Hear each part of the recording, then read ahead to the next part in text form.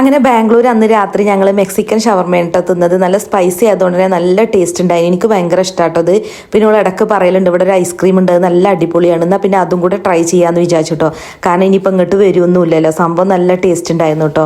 അപ്പോൾ ഞങ്ങൾ ഇങ്ങോട്ട് വന്നത് എന്താണെന്ന് വെച്ചാൽ മോളുള്ള ജോലി റിസൈൻ ചെയ്തിട്ടുണ്ട് കേട്ടോ. അപ്പോൾ ഇനിയിപ്പോൾ ഇവിടുത്തെ PG താമസം മാറണം. മാത്രമല്ല ഒക്കെ ബാംഗ്ലൂർ എയർപോർട്ടിൽ ഒരു ഇൻ്റർവ്യൂ ഉണ്ട് കേട്ടോ. അപ്പോൾ അതുകൊണ്ട് തന്നെ ബാംഗ്ലൂർ എയർപോർട്ടിനടുത്ത് വേണം PG നോക്കാൻ. അപ്പോൾ ഞങ്ങൾ പിറ്റേന്ന് രാവിലെ തന്നെ ഉള്ള PG ബാക്കി സാധനങ്ങളൊക്കെ എടുത്ത് വണ്ടിയിലാക്കി ബ്രേക്ക്ഫാസ്റ്റ് കഴിക്കാൻ ഉടുപ്പി റെസ്റ്റോറൻറ്റിലാണ് കേട്ടോ കയറിയത്. അവിടുത്തെ ബ്രേക്ക്ഫാസ്റ്റ് ഒക്കെ നല്ല അടിപൊളിയാണ്. പിന്നെ ബാംഗ്ലൂരത്തെ ചായ എന്ന് പറയുന്നത് ഒരു ഒന്നൊന്നര ചായയാണല്ലേ. അപ്പോൾ ഇനിയിപ്പോൾ ഇവിടുത്തെ ഫുഡൊന്നും കഴിക്കാൻ പറ്റില്ല എന്നുള്ള വിഷമമൊക്കെ ഉണ്ട് കേട്ടോ. പിന്നെ നമ്മൾ ബാംഗ്ലൂർ എയർപോർട്ടിൻ്റെ അടുത്തുള്ള ഹുസ്നഹള്ളി എന്നുള്ള സ്ഥലത്താണ് കേട്ടോ PG നോക്കിയത്. ഫസ്റ്റത്തെ PG തന്നെ നമുക്ക് ഇഷ്ടമായി.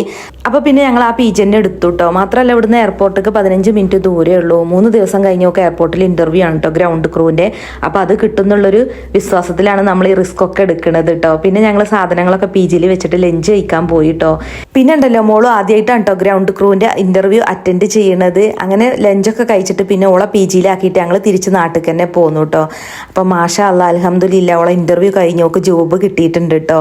മോള് BBA ഏവിയേഷൻ ഫസ്റ്റ് ഇയർ ആണ് കേട്ടോ പഠിക്കണത്. ഇപ്പോൾ ഡിസ്റ്റൻസ് ആയിട്ടാണ് പഠിക്കണത്. അപ്പോൾ ഡിഗ്രിയോടൊപ്പം തന്നെ വർക്കിംഗ് എക്സ്പീരിയൻസും കൂടെ ആകുമ്പോൾ ഇനിയിപ്പോൾ എക്സ്പീരിയൻസിന് വേണ്ടി വെറുതെ വർക്ക് ചെയ്ത് സമയം കളയണ്ട.